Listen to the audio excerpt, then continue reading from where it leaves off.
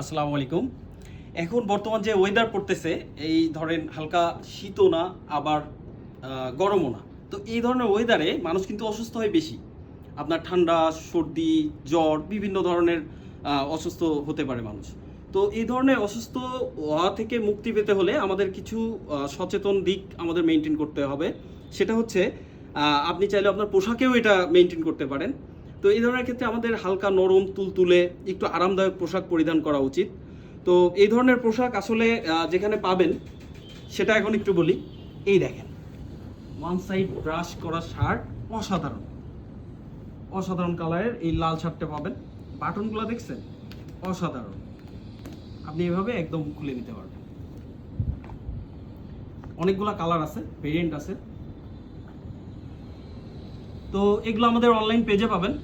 Order করার জন্য inbox করবেন। Thank you.